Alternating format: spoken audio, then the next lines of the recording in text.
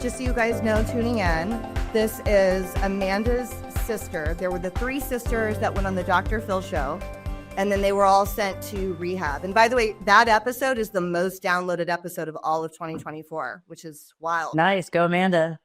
Yeah, I mean, people remembered the episode. Like, I had friends not in recovery that I work with that were like, oh my God, I remember those girls.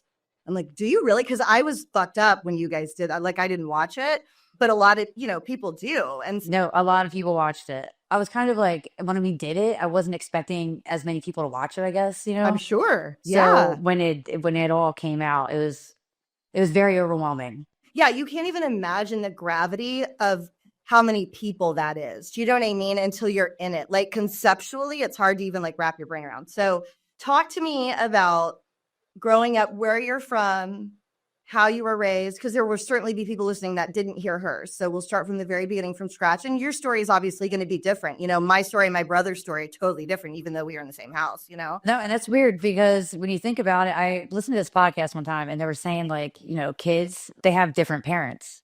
And I'm like, we did. I think my sisters, like growing up, it was like, I grew up in South Jersey. Overall normal childhood. My dad coached all of our sporting events, all that kind of stuff. My mom worked at night and my dad worked construction during the day. So it was always like a flip-flop thing. And I admire my parents because my dad would like work all day and then get done work and he would take us to practice and then get us to, and there was three of us. So we're all 2 years apart, just about, so pretty normal. But my sisters got like mom, but I got mom. Okay. So as we got older, when I was around 15, my mom had her issues and she struggled just like us. And I was old enough to insert myself into the middle of everything going on. So now mom's coming home really late.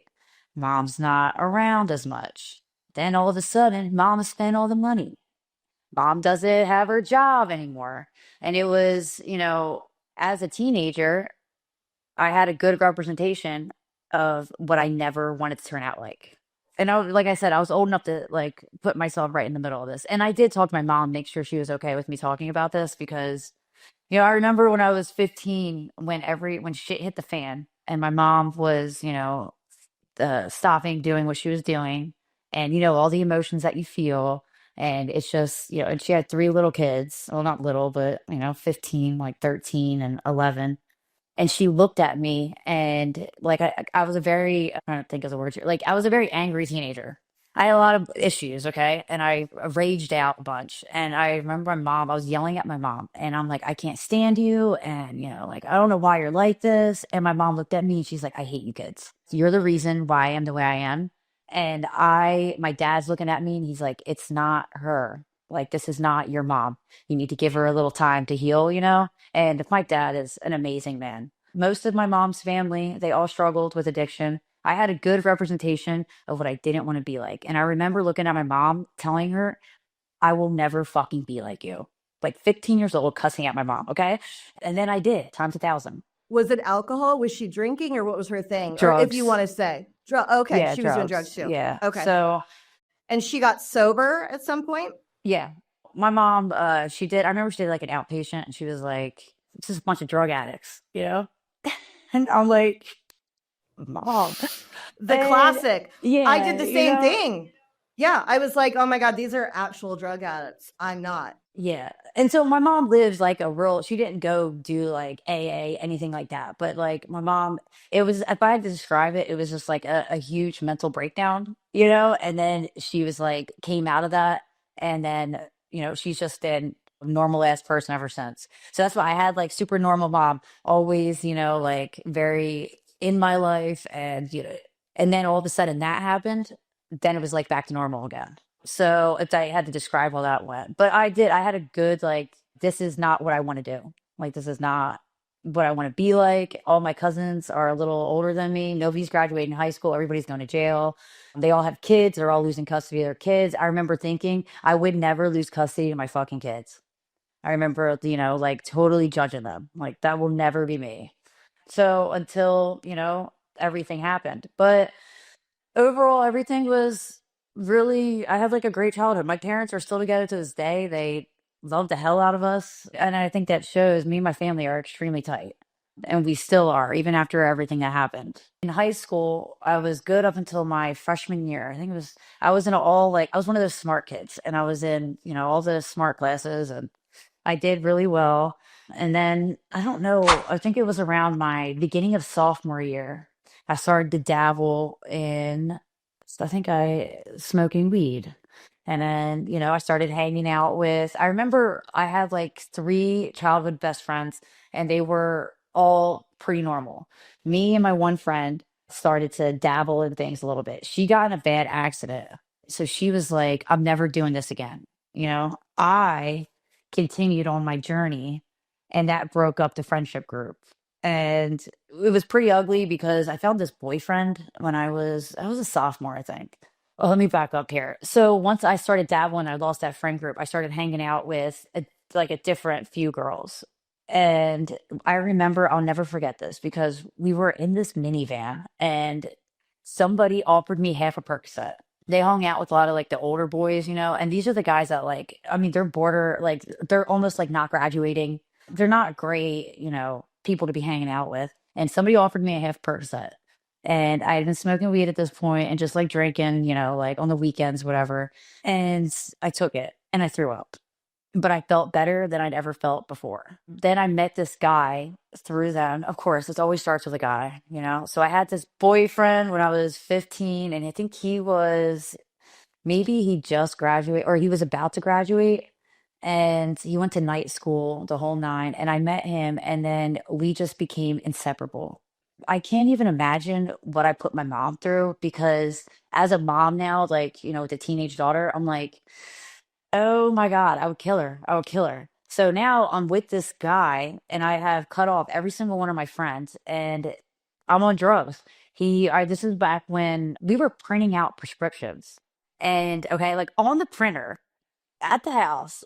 That's actually a really good hustle. So before you started printing prescriptions, how did you get the Percocets at first? And did you get to a point where you were strung out and that's why you started making the prescriptions? Or you weren't strung out yet, you just wanted to keep getting them, so you started making the prescriptions? Well, he made this is a lot of him. He did all this stuff. And I mean, I remember like getting pills here and there, like Perks and Xanax and stuff. And it would just, be one or two. Like it wasn't anything crazy. And then when I started dating him, that's when things like escalated. He would be buying them and selling them to all of his friends. So he was like, and then he would like ration me out, you know? And I remember one day I got sick and I didn't know that would happen. Like I didn't know that I would wind up getting like dope sick from it. And so he was the one who basically like did all that stuff. I was just like a bystander that I was like, give me more, you know? So yeah. So when you did get sick that first time, what happened? Like, did he tell you, were you at home and you're like, damn, I don't feel good? And he said, you're probably dope sick. How did it all like come I was together? sleeping at his house and I remember the next morning, I think that we were waiting on like to go get her, her prescription, whatever. And I had said, I'm just like not feeling good. And he's like, you're probably like withdrawing. And I was like, what? What do you mean? And he's like, you're probably withdrawing. And I'm like, oh, okay. Like what? And then he described it to me. And, we were together probably about, I don't want to say like 7 or 8 months. And he decided one day that he's going to stop doing drugs, but he never told me. So he just cut me off completely. Like, that was it. He just stopped talking to me. He never answered the phone again. Okay. Whoa. To this day, I have never talked to him again. So I didn't have a license yet. I know that. Or maybe I just got my license. I did because I just got my car. I was 17. I showed up at his house and his mom was like, he's detoxing. And I'm like, he can't talk to me. And she's like, he doesn't want you here, And I was a crazy 17-year-old girl. And I'm like, this is insane. What do you mean? And that was it. And then I ran into him probably like 7 years later at a Walmart and he was like 300 pounds heavier. And I was like, there's no way. I swear to God. Yeah. So, So he stayed on drugs. so when you showed up and she said he's detoxing, then did you start, you had to go get your own, right? After that? Yes. But the weirdest part for me when I was a teenager is that I was really bad, but I also was like a really normal teenager. So once me and that boy broke up, I had normal, I mean, honestly, yeah, I had pretty normal friends. And I went and did the normal high school party thing. And I went to school as much as I had to with to graduate, And I mean, overall, like, I mean, I was like pretty popular in high school. I had a lot of friends, so it's weird. I was almost like living two different lives. I've always been absolutely batshit insane, but also like really sane at the same time. But I've always been like that. It's very weird. Like presentable, even though you've got a crazy side, you can present normally. Yes. Until you Yeah. get like to know me for longer than a day and you're like, what the hell is happening here? So, did you also quit that day, or did you were like, shit, I have to go get myself more pills like today or tomorrow? I kept taking pills and I would go in and out of it. I would stop and then start again. But it was never like in high school, it wasn't. I remember withdrawing in high school once that guy left me high and dry. But I had my best friend, Danielle. God rest her soul. She passed away from an overdose when I was 21, I believe. But me and Danielle were thick as thieves and we were an absolute mess together. Yeah. So I had her. Once I broke up with, well, we broke up. He broke up with me. He just completely ghosted me. I I had her and we were on the same page.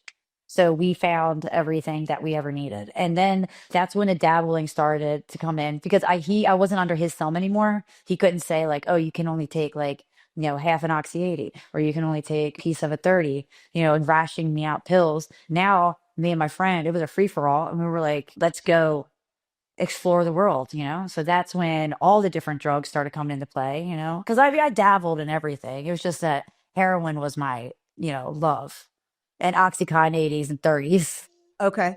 When does it progress from perks and oxys into heroin? And how did you in those early days pay for pills and acquire them? And then when does it move into heroin? Okay, so I always had jobs. I started working when I was young, and I don't want to say I made a ton of money, but I made enough to like support my habit and also, guys, I always hung out with some guy that, and I mean, a lot of them were my age that would, I mean, I always figured it out.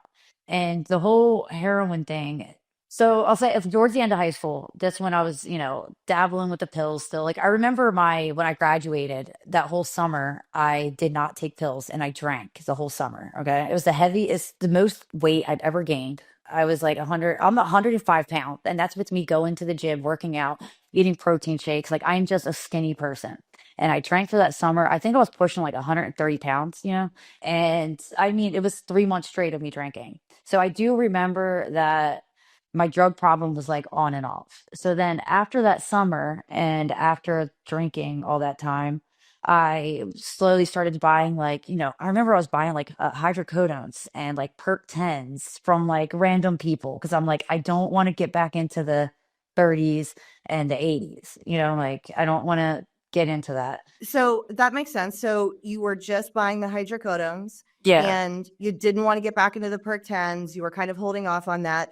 Were you going to go to community college or college? What was your plan I at did that go to time? college, and every time I would start college, I think I took a year off out of high school. And then every time I would start college, I would get strung out probably like, halfway through the semester. And then I would stop going to school. And my teachers would always tell me, you're insanely smart. If you could just show up, that would be great. I took the same classes, I think 3 semesters in a row, the same teachers. Okay. And I never, never finished.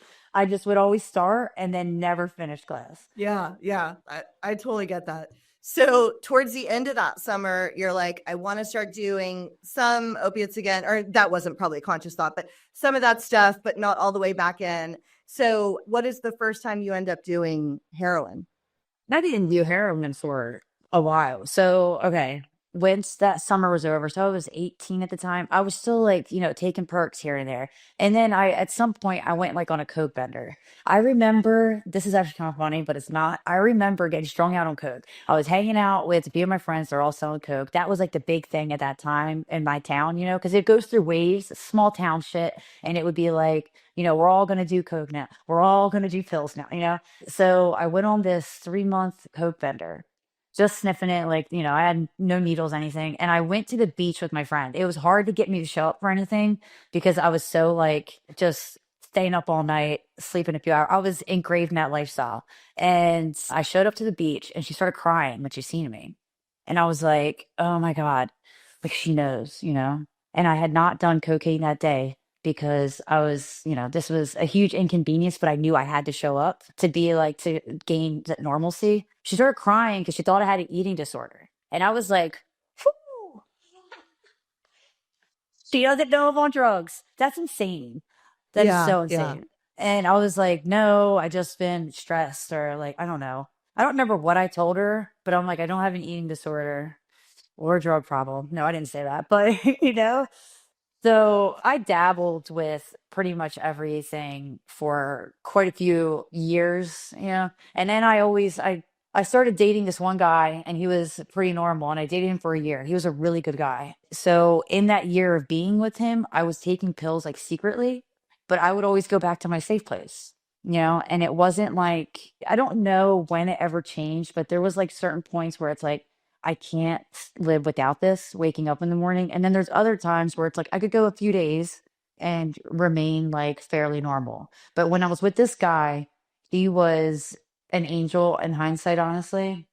And I remember he caught me doing pills.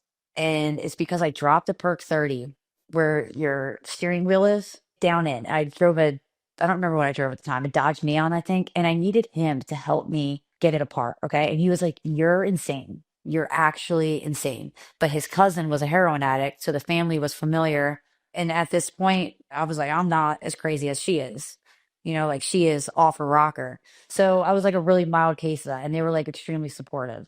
And then I started to date a guy who sold drugs.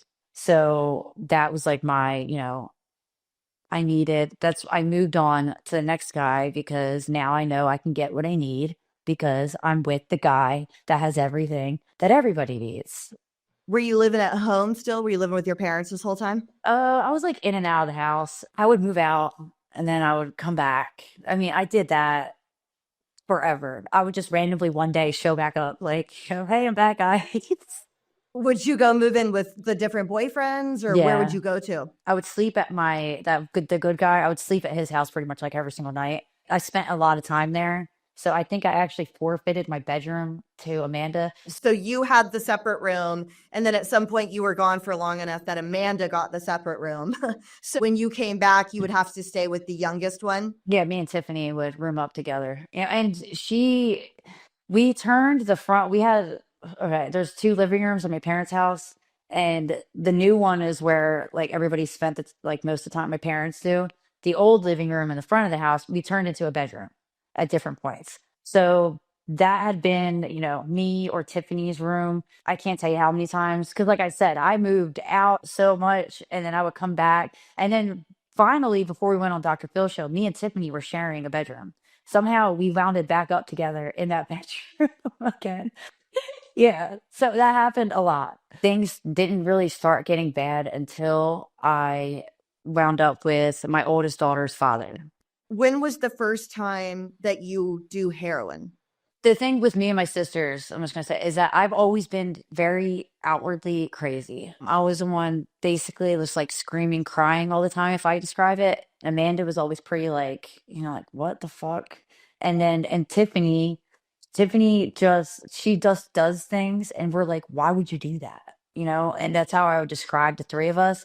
So me being so outwardly insane, it was just kind of like another day for everybody. So I was dating this guy and I was taking pills secretly. He was not okay with me taking pills. That's always been my MO, is I always dated guys who were, I mean, for the most part, pretty normal. They weren't drug addicts. The first guy I dated was a drug addict, a raging drug addict. He got me addicted to everything.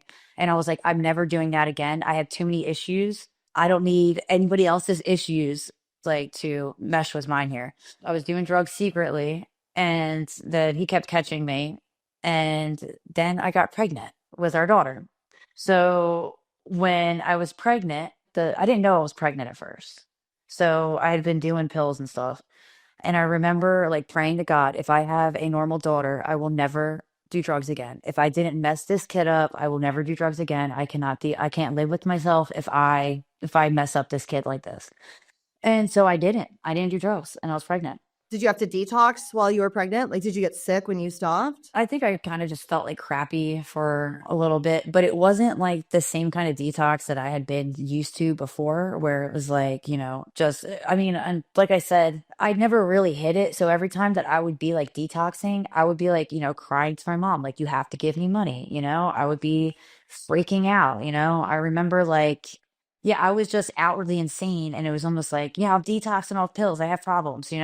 So this was like it was different and it was mild and I just was just pregnant and then we were just gonna live the, good old American dream and start looking for houses and stuff and we were looking at rings and I denied pain medicine in the hospital. That's how serious I was. I was like, I'm never gonna do like I won't ever do this again. You did a natural birth? Well, I'd use an epidural, but I didn't like take any pain medicine after that, anything that they give you. And I was like, I was so proud of myself. I remember sitting in the hospital bed with my daughter and like I did it. I didn't take the pills, like I declined the pills. And my daughter had that, I can't remember what it's called. It's like metacoma something. It's when they breathe in their feces. So at first they thought that she had an infection in her lungs. So they started her on IV antibiotics. So she had to stay at the hospital in the NICU for 7 days. And for a second there, I was like, what did I do? When all of this started happening, because I mean, and plus, when you're having a baby and they're like grabbing your baby by the legs and flipping them around, and smacking them in the back, you're like, I mean, and I didn't have my glasses on, so I couldn't see anything either. I'm like blind as a bat. So I'm like, I'm genuinely confused as to what's going on. And they just take her and they rush her off. So when I found out that it's not something that I did, it was just something that happened, I was very relieved to say the least. And I was also like, so proud of myself. Like, you're not doing drugs. She was born around Easter, so I remember going to Easter, drinking a few Miller Lights, just had a baby, and I'm like, I'm not doing drugs, you know. How old were you when you had her? 21 or 22, 22, 22, I think. Yeah, I remember feeling, like, and I tried to do like the good mom thing. Like, oh, okay, and I said a good mom thing. For me, what that looked like was I was at home. I wasn't really working. At the time, my ex, he was going to work every day. It was a very simple lifestyle, and I was clean, and I remember getting into like making chocolates, and I started doing all this stuff. And then I remember one morning drinking wine. Okay. And this is not like me. Drinking wine around like, I don't know, like 10 o'clock in the morning. And I remember getting sick. And I remember thinking, this is not for me. Drinking makes me out of control. And I don't like that feeling. If I do drugs, I could do an insane amount of drugs and I could still show up and function like and present pretty normal, I mean, pretty normal. So I remember that incident happening, and I was like, this dabble in pills again. And this is all around the time of the pill mills too. So my friends were going down to Florida. Like in this small town I lived in, pills were extremely, they were around, they were everywhere. I had friends who would go down to Florida and get thousands and thousands of the Perk 30s and the 80s and the Xanax. And these are like my good friends. It wasn't hard for me to get them, but my ex was kind of scary and people didn't really like messing with him. So a lot of people were like, I'm not selling you drugs because I don't want to get beat up. So that kind of like, I had to trust the same like few different people to sell me drugs without letting anybody know, nobody know. Like, you can't tell a single soul because if it gets back to him, he's going to beat your ass. And we're going to wind up in a fight. Okay. So, and like, again, then I'm like living secretly, and so I mean, of course he found out. Of course he found out. And then we started fighting. And I remember this is when things started to like, if I can recall when things started to get bad, we split up and I moved back to my parents' house a million times. So now I have a crib and everything is in the front of the front living room. So it's me and my daughter staying there. Now I have the freedom to hang out with whoever I want to. So now I have all these friends coming around. They're not great news. I mean, but either was I. So, and we're hanging out with each other and he's starting to get mad at me. We got in an argument one day, and then before I even knew it, called CPS on me, and he filed for a emergency custody order. Okay. So Okay. yeah, so I had CPS show up at the door. Okay. So you moved back into your parents' house. and he's still upset with you for doing drugs, but you guys aren't together anymore, but you're still communicating, obviously, because you have the baby. Yeah. One thing about me and him, we were together for I don't know how many years, probably like a few years we were together, and we fought a lot, but we also loved each other like really hard. It was an extremely toxic relationship, and we were extremely young, and we were always at each other's throats. Always, it was in hindsight now, thinking about like how normal my life is, we were absolutely insane, and I don't understand how everybody around us was just like, okay, like actually crazy. Yeah, So yeah. insane. So he calls CPS on you and files like the emergency, take the baby, go to him custody. Well, okay, he was dying to catch me. So he was gonna catch me. Like that was gonna be it. I remember he pulled up in my front yard. Something about I don't know if he was dropping my daughter off or whatever. I was in a bathroom and he took my phone. Okay. And now we're wrestling in my front yard. I have no clothes on under my bathroom. Okay. So we're wrestling in my front yard. And then I get in his car. And at this point, like the robe is completely off. And he stole my phone. And then he took all of my text messages and copied them, copied every single text, drug related, anything. And this is when he filed the emergency court order. So one day they just show up and they say, hey, there's a court order, like she's got to go to your ex. And I'm like, oh my God. So Oh now no. I'm hysterical and I have to go to work. And I worked at an Applebee's serving at the time. And I show up there. I'm a wreck. But I do remember this is that they took custody of my daughter and I was trying to find 30s because I didn't know how to deal with this. I was an absolute fucking mess. And I was waiting on this guy to sell me these perk 30s. And I go to work and I'm just like, I just lost custody of my kid. And they're just like, what? If I had to think of a few of my lowest moments, like sitting there in that Applebee's, up the front bench of the Applebee's, crying my eyes out, telling these random people that I just lost custody of my kid and trying to find for 30s at the same time was insane. Dude, I can't imagine how traumatic that must have been to be in your house and there's a knock on the door and it's people taking your child and they get to take the child. Like they actually leave with your kid. I can't even imagine how that felt. It was, I don't regret a lot of things, but giving up on my daughter that's the one thing that, always, it's the worst feeling. The day that I lost custody of her, but after that, I tried to get like normal again. And me and my ex had still been communicating. Like I said, we were toxic, and I'd be like, I'm going to get better. I'm going to get better. And I remember he tried one time he locked me. It was at my parents' house. He wouldn't let me leave. Okay. So I'm detoxing and we have Jay too. He won't let me leave the room under any circumstances. Okay. So I'm sick and I'm like, I can't get out of the house. And we tried to get back together a few times. Like he tried to make it work for the sake of her. So during this whole time, are you ever going to rehab? Like, do your parents think you have a problem? Does anybody send you to treatment during this time up until Jay gets taken away? Have you gone to rehab yet? So this is when the rehabs start. I didn't have health insurance. We hadn't had health insurance. None of us have. So I went to a state funded facility up in North Jersey. I went there for pills and I detoxed. I remember going in there like I feel terrible, but I'm in there with a bunch of heroin addicts. And then I'm in there with these older alcoholics that are like, pissing the bed and stuff. And I'm just like extremely anxious. Like my anxiety when I was detoxing was I just wanted to crawl out of my skin and just, scream. So I'm in this, it's like a castle in North Jersey.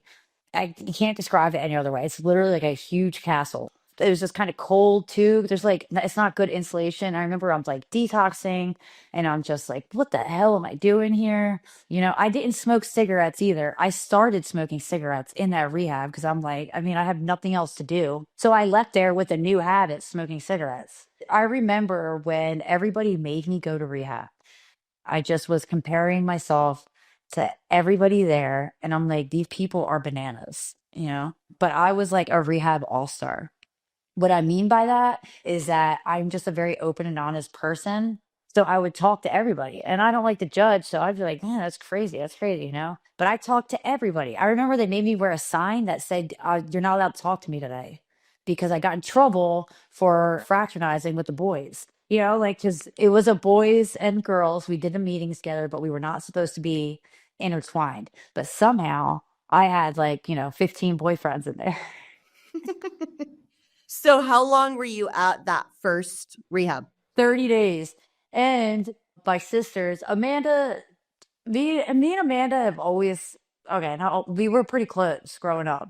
I was always just like super crazy. Amanda at this point had been like holding it together. Now I know, I'm like, I know you, and I know that you're on drugs, but I'm just more, but she's like more secretive about it. I'm more like crazy. Tiffany is hanging out with the worst kind of people you could imagine, and she's still on prescription. So I'm in this rehab and I'm like supposed to be getting better. And I talk Tiffany into bringing me 2 perk 30s when they come to visit for the family day. So she hugs me and slides them in my back pocket. And that was only like I don't know, it was like a 2-day thing because I broke them in halves, you know? And I remember like, am I going to get busted? And I didn't. I did not get busted. And then I made all these friends and all these boyfriends. So I left rehab. And as soon as I got out of rehab, my dad picked me up and he's like, you're smoking cigarettes now? And my parents both smoked cigarettes at that time. So I'm like, yeah, I'm the only person to go to rehab and then like come out with a new habit. Ha ha, you know? So now I'm smoking cigarettes, make it back to the house, immediately hanging out with people that I was getting high with. And somebody immediately hands me an OC60, which at that time, I didn't even know they existed. There were these weird orange pills. Okay, so it started as soon as I got out of rehab. I got out of that first rehab, and now I also am communicating with all these super duper heroin addicts. I hung out with like, I don't know, not consistently, but like 5 different guys from there, and then a few different girlfriends that I talked to. And they were all heroin addicts, so they had all relapsed. And this is where heroin, the first time, starts to come into play. I made friends with this couple in there. We leave, I stay in contact with them, and I'm like, I'm looking for stuff. And this is back when like pills were just starting to die out. So they weren't really around as much. And now everybody's starting to go to heroin. And they take me out to the city and then they shoot me up. I was in the back seat. I remember being scared because I'm like, where are we? We're like, we're not in a good area. Looks pretty dangerous just even looking around. I just handed this guy, some money, and then he's like disappearing. And then he gets me high. And I remember this like warm brush coming over my whole entire body. And then I passed out in the car. I woke back up and they were dropping me off at my car. And then I got out of the car and I threw up. And then I got in my car, and that is, but that for me, after all those years of doing all these like Percocets, this was the best feeling that I've ever had. And I had lost custody of my daughter, and my ex isn't really talking to me, and my family's pretty pissed off at me. And this is what made it all go away. This is what made me forget everything that was happening. And from that point on, this is all I'm going to focus on is figure out how to do this. That totally makes sense. When you say they took you to the city, do you mean Camden? What city? Yeah, Camden. And I didn't know at the time I was in Camden. Right. So Okay.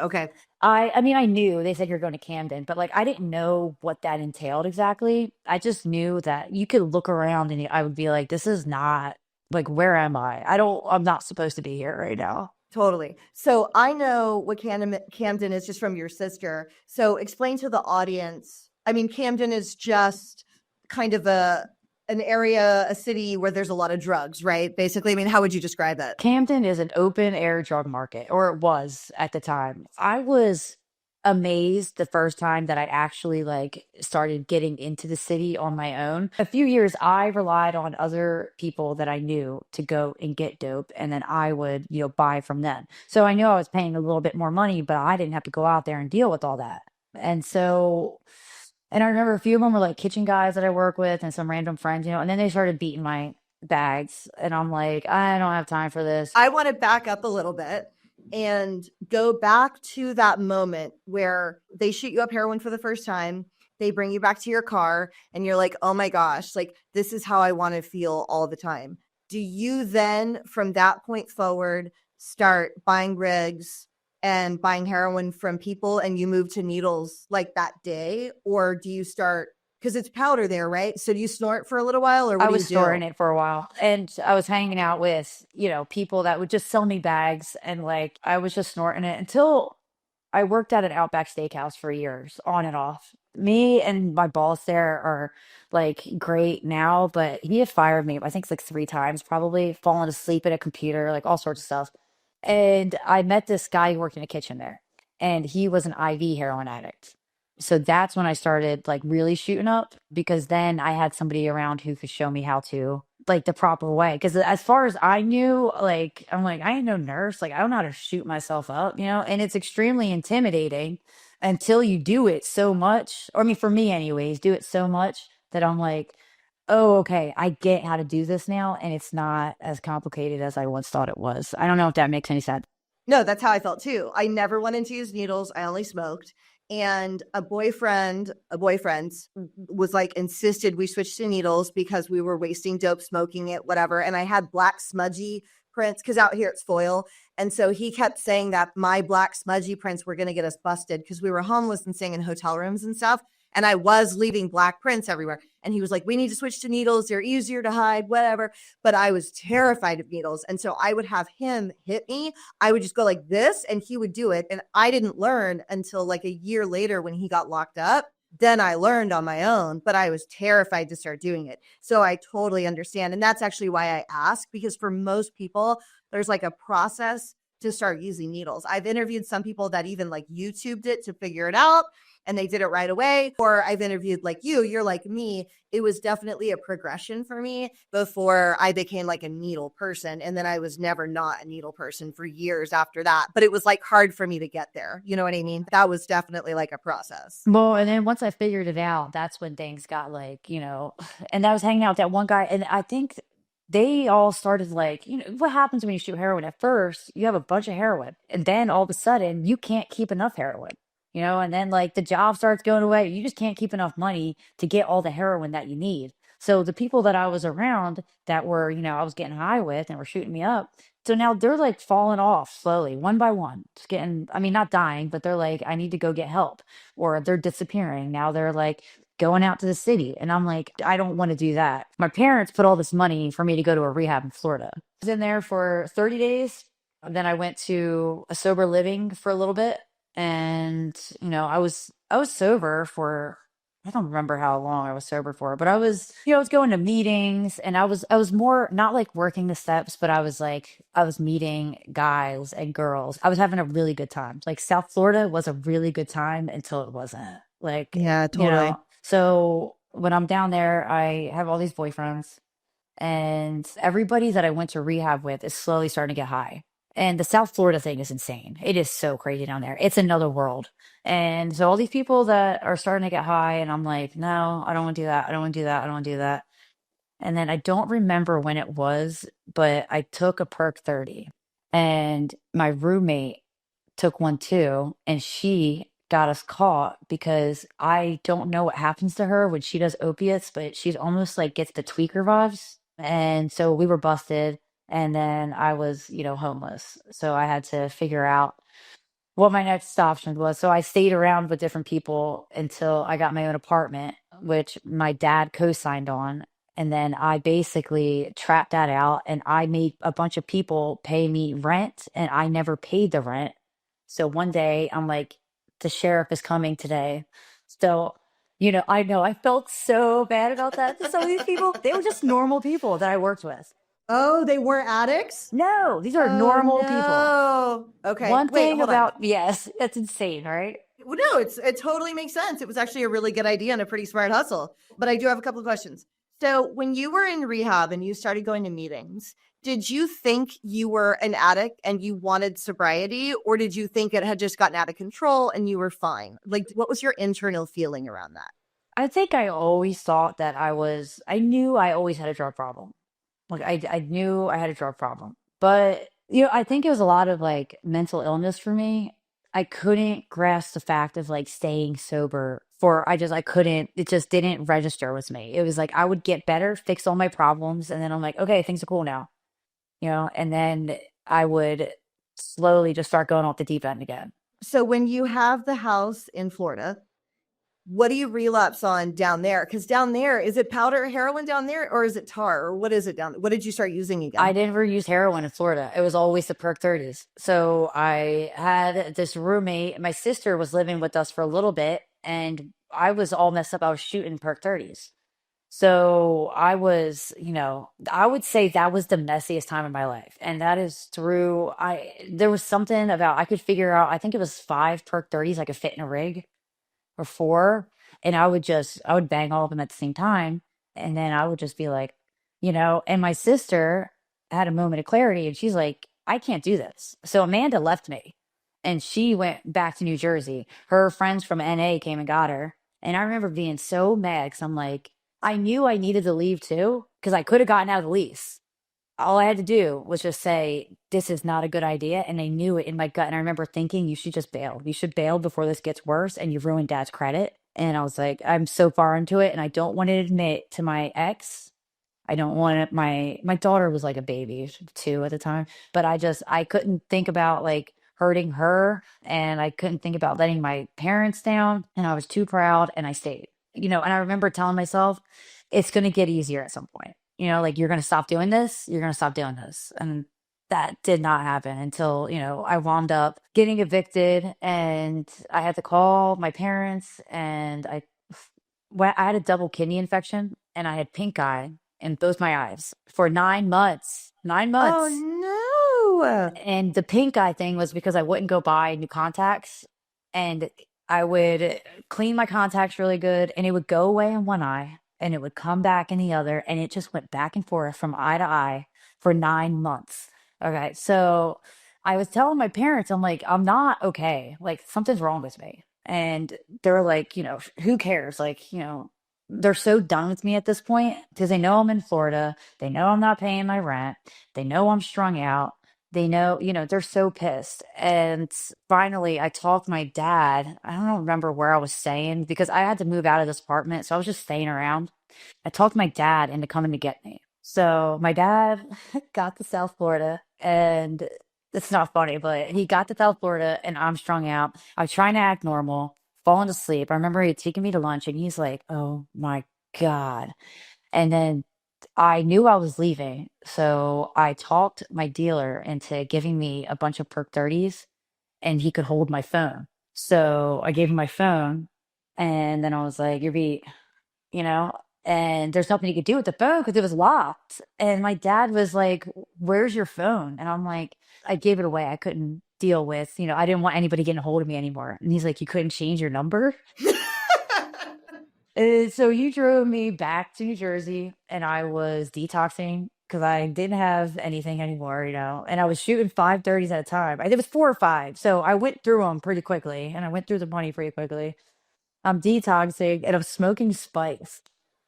Okay. Spikes? What is that? Spice, Oh, spice. Yeah, yeah, yeah, yeah, like yeah. fake Okay. weed. I don't even know why I had it, but I like had this jar of spice.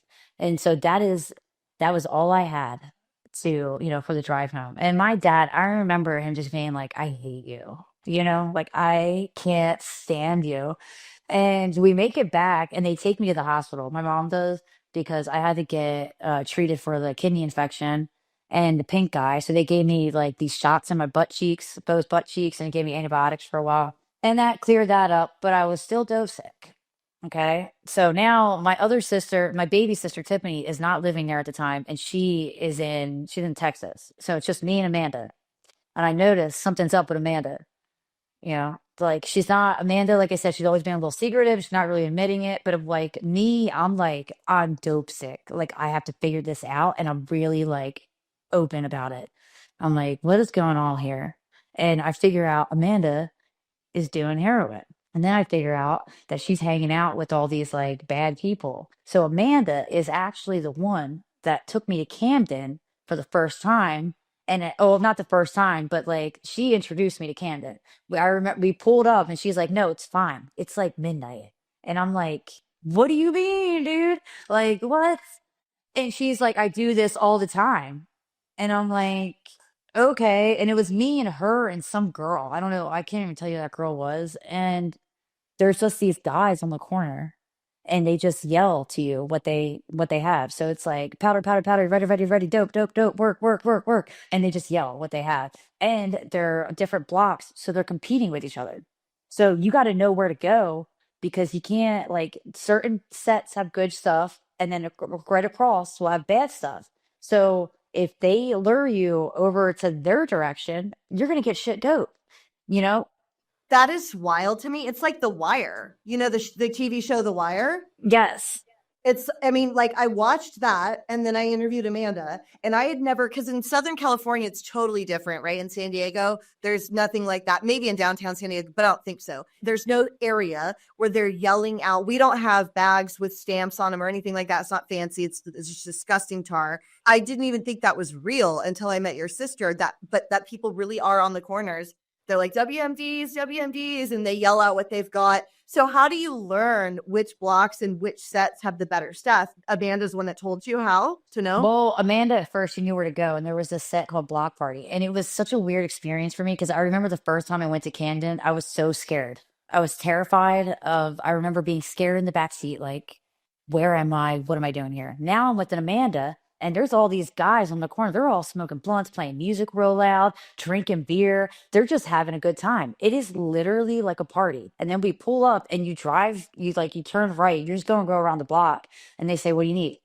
And then you park up on the side, and they're out there just casually like selling drugs, living, and the stamp on the bag was Block Party, and it was literally like a block party. Okay, so and I was still nervous because like the cops out there, they're everywhere, but they don't always they don't really want the drug addict, they want to get the drug dealers. You kind of rely on like what other people are saying is good, or like the homeless people out there. So you can pull in and there'll be homeless people at the light, and they want money, and you're like, what's good today? And they'll tell you where to go. So because they know, so you give them a few dollars and they'll tell you every day like where's the good set at, or they'll say don't go over to this area because the state boys are out there.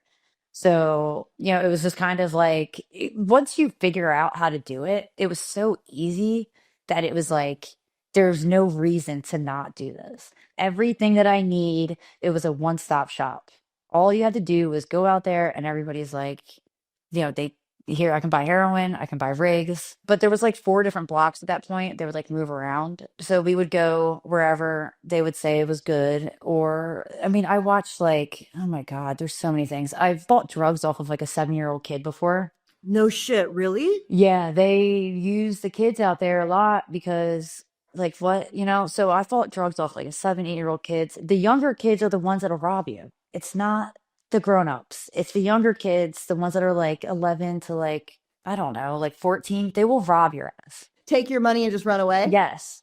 Yes. It's insane. It's like it was like a hustle. You had to be careful of who you were messing with out there. And then there was like, you were going in like these dark alleyways, some of them like wrapped around like abandoned houses into like the woods. It's insane. I had one woman that was out there, and they would like sweep the road. They would just be out there sweeping the road. Okay. And, or working on their car, and they're not actually, and the cops know they're not, so that's what, but you pull up, and she told me to grab what I needed out of her toddler's pocket, Well, and I was okay. like, oh my God, like I am buying drugs off actual children out here. But that's how they make their money, that's their lifestyle. And I don't know how they knew if the cops were coming, but I can remember like so many times dealing with the cops. And I remember the first time that I ever got pulled over in Camden, the cop was like, "What are you doing here?" And I'm like, "I don't even know where I am. I played so stupid." And I was like, "I didn't even know I was in a bad area. He made me come out here.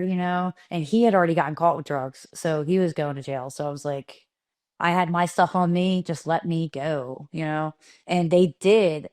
You could like, I remember getting pulled over and being like, I'm going to rehab tomorrow. They let me go. There's other times I was at this one set, and it was me and Amanda. Tiffany never really came with us too much because we thought she was bad luck, which is crazy, but she got arrested. Okay. And we were like, you're bad luck. You can't come with us. So you got to stay home. And Tiffany was just like existing. Like she didn't really like bring a lot to the table, you know? Like me and Amanda, I was like a real hustler. Amanda, like she worked and she brought something to the table. Do end up getting arrested at some Oh point, right? yeah. Yeah, my sisters, I'll say I made most of the money, but my sisters would not let me catch a charge. My sisters did not let me catch a charge because of my daughter. Okay. Oh, okay. They didn't want my ex to have any more fuel to add to the fire, you know. So I always I had all the money and I would buy all the dope. So every time that we would get arrested, I would have all the dope on me, and they would usually have like their one or two bags, whatever it was. If and it was rare all three of us were together. It was usually me and Amanda, and Tiffany was at home. But Amanda, we would look at each other and they'd like, give me the shit or we're not letting you go, you know? And I have most of the dope on me. So we know the only option is Amanda would take out a bag and throw it down. And they would be like, that's all you have. And they'd be like, that's it. And I would be like, I already did my shit. And then Amanda would get arrested or Tiffany. Wow. And then they would go to, Okay. like, they wouldn't go to jail. They would get released right away. And then I would just wait in the car and go get them. Okay. So how were you making all the money? How did you pay for everything? So I was a waitress and I made decent money waitressing, you know. I made definitely enough to like support my habit and, you know, and Amanda was working. And then we couldn't see Tiffany be sick, you know. And Tiffany, I think she was like working at pizza shops or something.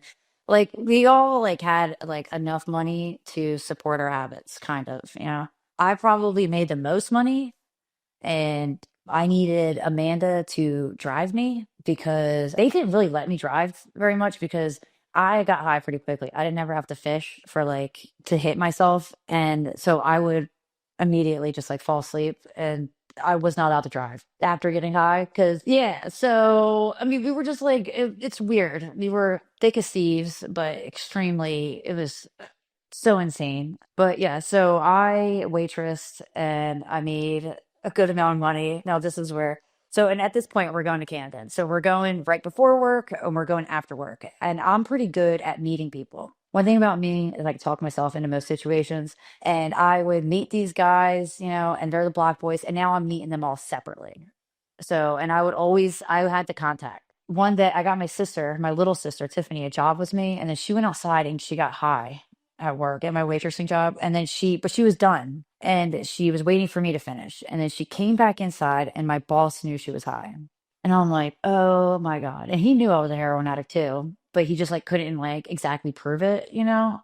And I mean, there was certain things like falling asleep randomly, you know, like I always needed money. Sometimes I would go in there and the dope that I was using would make my face swell up and my lips. And so I would go in there like swell. Swell up. Oh shit. Okay. Yeah, it would look like I had like lip injections. So everybody like, did you get your lips done? And I'm like, no, I would tell everybody that I'm allergic to something I'm eating. And they believed me, I guess. I don't know. But when that happened is when things started to snowball because people started noticing that, you know, like things aren't really how they're supposed to be.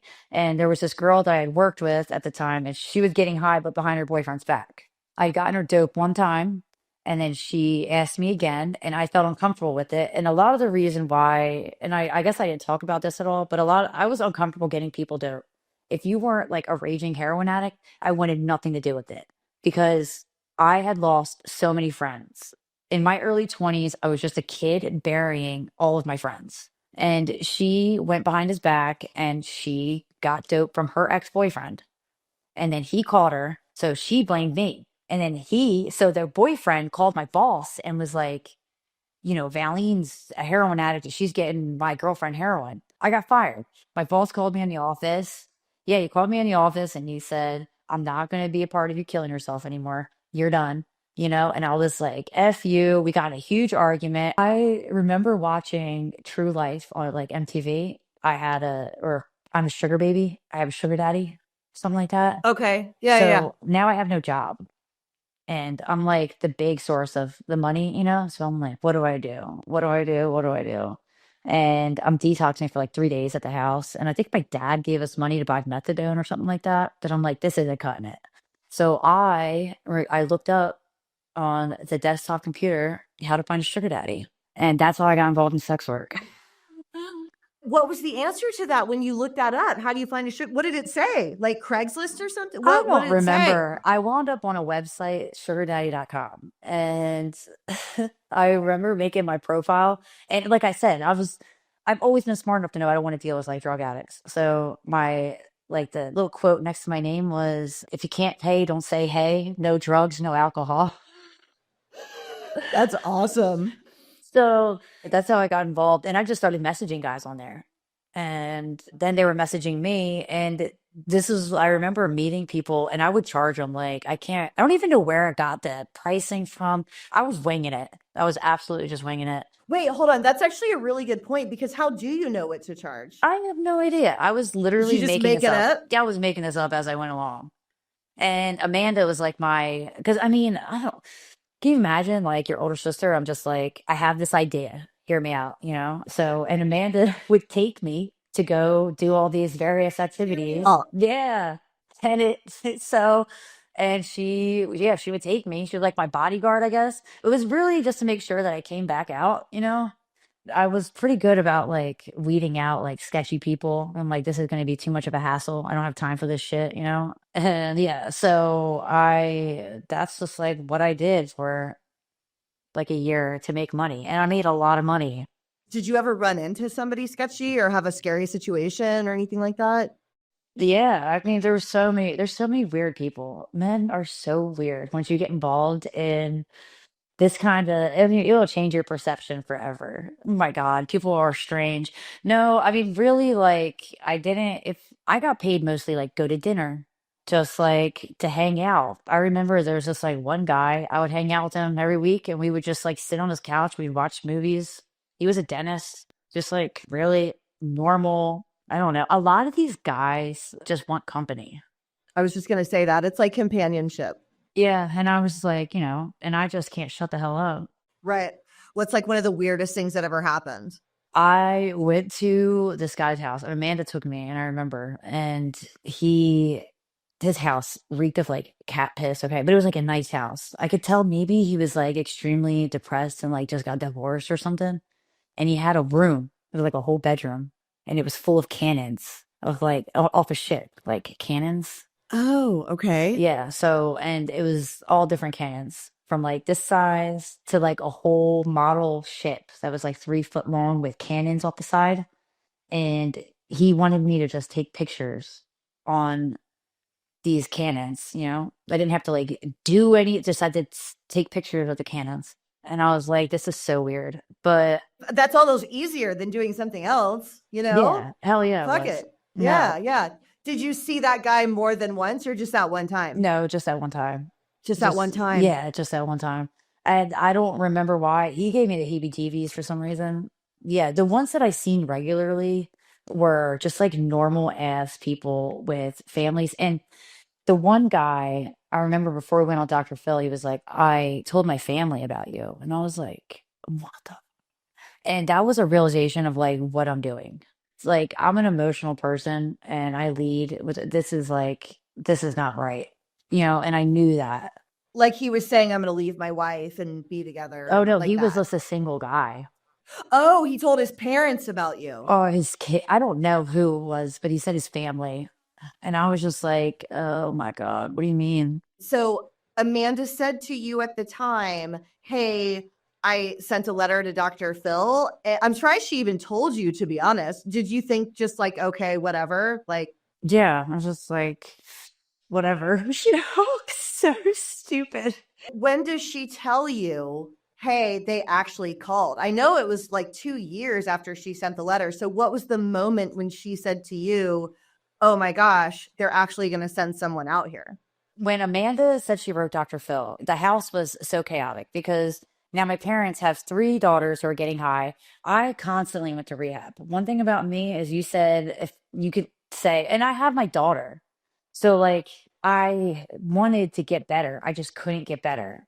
So I would every time a rehab spot opened up for me, I'm going. Okay. So I would go and I would get out and everybody be getting high and I would be high within, a day. So when she said she wrote Dr. Phil, I was like, this is the stupidest thing ever. What does that have to do with us? Like, what is that going to do for us? And I remember it was 2 years later, she walks into the living room and, I was sleeping on the couch. She walked out there and she's like, plays this voicemail on her phone. She's the only one with an iPhone. We have flip phones. Okay. She Right. plays this Yeah. voice. Yeah. She plays this voicemail and she's like, listen to this. And it was the producer from Dr. Phil. And I was like, what? I'm like, no way. There's no way. And we sat there in complete shock, high on heroin at like 2 o'clock in the morning. And we're like, well, we can't call back right now. So I think she called back the next morning and talked to them. And they were like, how are things? And we're like, so much worse than 2 years ago. So, and we talked to them. We had a family meeting telling my parents that the Dr. Phil show reached out to us. And my dad was like, okay, let's do this. And my mom was like, absolutely not. There's no way in hell. And I think it was a lot of like, my mom just she didn't want our business aired, she didn't want to deal with this. But my dad he knew, and I think we all knew, this is the only way that we're going to get help. This is the only way. We don't have insurance. We have I mean, my parents are financially drained at this point because of us. So we agreed as a family, we just vetoed my mom. We were like, listen, this has to happen. And they were there within 2 days. Wow. So before we pick up on that, how often are you seeing your daughter over the years? And how old is she now, right before you go to Dr. Phil? How old is she? So it was in 2015. She was born in 2009. She was like 6. So, I mean, and this is all of her so as a baby and as a little kid, I wasn't really present. Like I would have her as much as he would allow her to have me. And so he would let me have her overnight sometimes. We had a court order, but I had failed so many drug tests at this point that the judge had it as his discretion. I remember one of the last times we went to court, he talked me into signing my rights over. And he said, if you sign your rights over, you could stop paying child support and ease back into like you can get those rights back. He talked me into this. And I was so strung out and I'm just like, no child support and I don't have to deal with you anymore. And I went there in front of this judge and I have no idea who that judge was. And he was like, if you could pass the drug test, I'll let you do this. And I failed the drug test. So, I mean, and it's crazy because me and my ex had this whole plan. We sat there on different sides, in front of the judge and told him this whole entire plan. And then the judge was like, you're insane. There's no way. Whoa. So the judge stopped you from doing it? Yes, the judge Oh, stopped me from doing it. wow. And I'm grateful to that judge for the rest of my life for that. Guy or girl, the judge, I man or think it was a woman? guy. So he knew somehow that if you were on drugs, you weren't in your right mind and able to make that decision. I can't believe some judge cared enough about a drug addict to have that discretion for you. That's like a miracle. No, and in hindsight, when it happened, I remember like my ex was just like, "What?" And I'm just sitting there like, I don't know what happened. Like I went along with the plan, you know, and it just didn't go. And thinking back on it, like, I mean, that judge saved like, my mom guilt over this whole entire thing is insane. And I wish I could figure out who that judge was. I have no idea. I was so off my rocker at that point. I remember the clerk took me to the bathroom and I took a drug test. Like right there in the courtroom. And I failed. And they were like, yeah, this isn't going to work. But I was not allowed to see my daughter unless he said it was okay. Because this is, I think, like the 7th drug test I failed at this point between going back and forth to court. You were ordered to pay child support to him? Yeah, I still pay child support. Yeah. So, Okay. yeah. Okay. And I deserve that. But yes, so I pay child support. Okay. So you see her at his discretion and as she's growing up. Did she live near you? Did they live in the same city? Yeah, in the same town. So, I mean, I would see her, I mean, as much as he would let me, or my mom would like push a lot more, but she knew I mean, it was so bad for my parents because my mom understands what it's like to be an addict, but she's also like, how could you do this to your kid? You know, like, how could you do this? Like, why won't you just get it together and stop doing this? Like, you have a little girl who just wants her mom. And it wasn't enough at the time. So, I mean, yeah. I appreciate you being so honest about this. And the good news is, I mean, we started the interview with you saying how great your relationship with your daughter is now. So, and that's what I really want. That's what people are going to be able to hear and take away from this. And I'm the okay with talking about all this. yeah, I I really am. appreciate you doing it.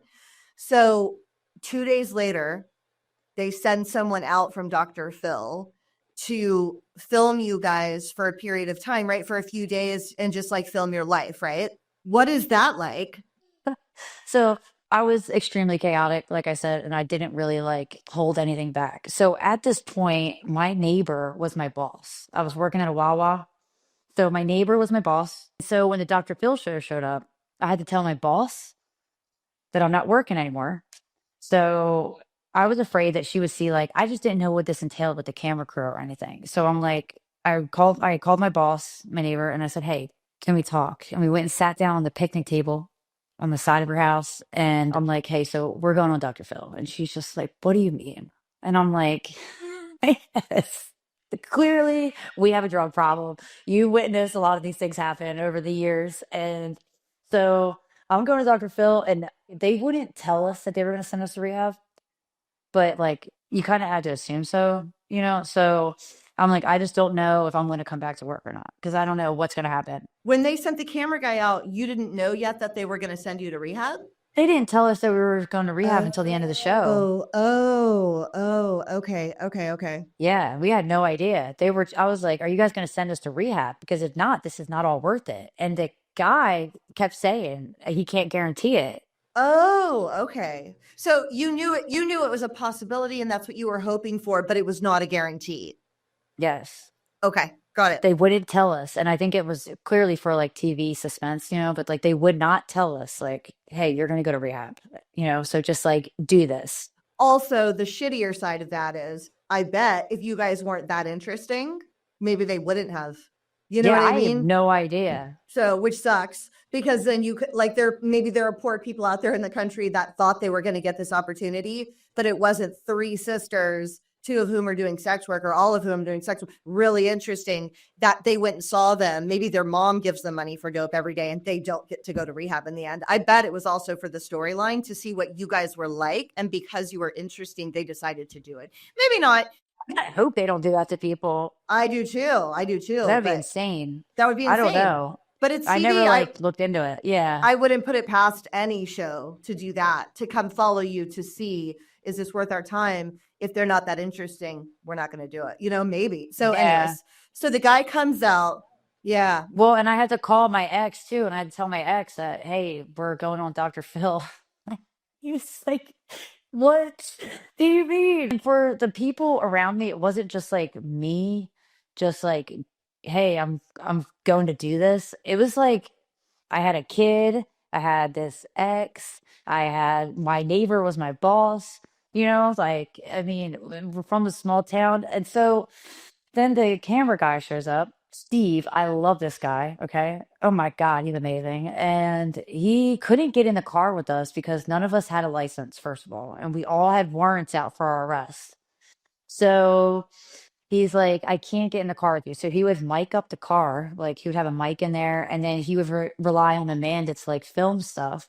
So there's me, I'm like fighting with my drug dealer. The AC didn't work in the car, or vice versa. It was cold, one of the two. And I'm like, it's hot, I'm sick. And you can't put the window down further than this because the amount of people, when you're out there in the hood, that try to open your car door, just walk by to open your car door or try to get in your car because they want to rob you is insane. And because they'll get into your car and then they'll say, give me, you know, money, give me whatever the hell you got. I'm not getting out. So I was arguing with him and they gave us money for like food and gas. And we just took him on all sorts of adventures, you know. I was like, you know, just I'll take you wherever you want to go. So they followed me out to like go meet with this guy, you know, all of my drug dealers, you know, and I was just so honest. And I remember Steve interviewing us separately. They set up like in my back living room, this like big, like drapes everywhere and like big lights. And I'm faded. So they're just like, he's interviewing, he starts crying while interviewing me. And I was just talking. And to this day, I watched the episode one time in treatment. And it's been 10 years now. So The day that it was 10 years, I was like, I'm going to try to watch it. And I watched it for 11 minutes. And I was just, I talked just like, blah, blah, blah, blah, blah. And it was very weird to hear, like, me talking like that. But this guy was just, I could imagine he's just like this normal dude who I don't know, I'm sure he's seen a bunch of people and he's crying and he's like, you're better than this. And I remember him telling me that. He's like, you don't have to do this anymore. You're better than this and you're worth more than this. And he's like, I wish that you would believe me. And he's crying and I have no feeling. And I'm like, thanks, Steve. you know, Yeah. that's so nice. So sweet. So he follows you around for a few days and then they fly you to California and they put you up at the Roosevelt Hotel, which is a really nice bougie hotel. And talk to me about the day that you go to the studio when you wake up and you go to actually to the set. Walk me through that day. So we brought drugs with us. And I remember seeing the suitcase come around the, you know, conveyor thing, whatever. And I remember getting my suitcase because I put the dope between me and Amanda's suitcase. And I think I put the needles, I don't know, they were all separate. And when we grabbed the suitcase and started walking away and realizing that like nobody is around, I'm like, oh, we did this. So we're at the Roosevelt and we're getting high the whole time. I actually met a ton of people while I was there. There was some like fancy parties and stuff. And then there's me and my sisters out there smoking cigarettes, like burn holes in our sweatshirts right here. And they're like, what are you doing? We're like, we're going with Dr. Phil. Like, what's up? And actually, one of the people we met that night was Brandon Novak. And he gave me a book. I still have it. Oh, really? Oh, that's so crazy. Well, I'll post this and I'll tag him because he follows my Instagram and your sister met him in New York and reminded him of that. That did she tell you all this? I'm sure she told you. When we were at DopeyCon, she met him and she was like, "Bro, I met you 10 years ago at the Roosevelt. I've been clean ever since." Whatever. That's so funny to me. So, did you just see him in the lobby? No, we were downstairs by like there's this like little fire pit area and we were smoking a cigarette. I don't know. And he had a trash bag, a huge trash bag full of books.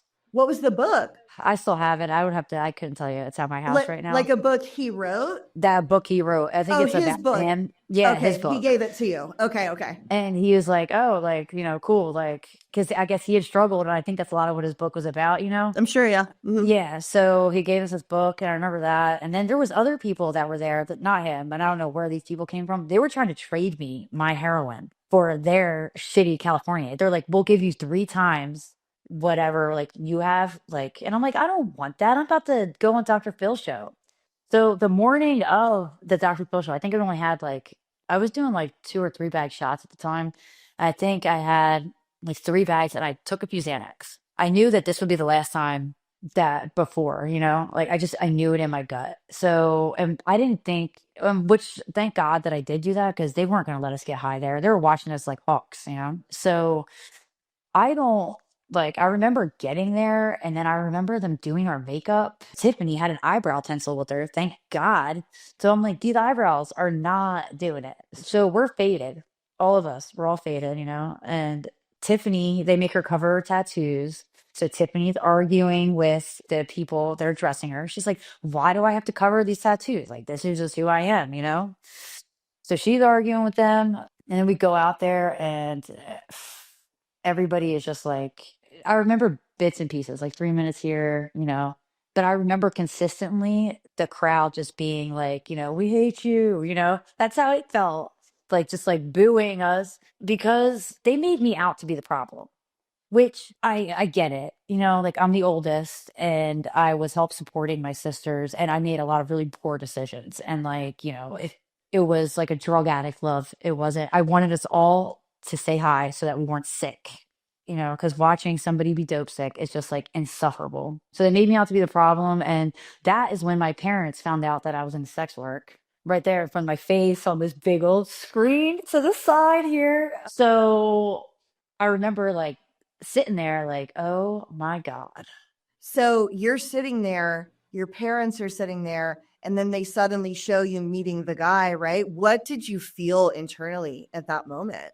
It's like, shoot me now, please. Just, it was, the worst feeling. The look of the like disappointment on my dad's face, I will always remember through a Xanax haze there, you know? Like I will never forget it because it was just like, what the hell? Like, I mean, I knew they knew that we were there for like being drug addicts and they knew it was bad, but I don't know that they understood the severity of how bad things were. And I believe that. And I believe that they didn't want to understand.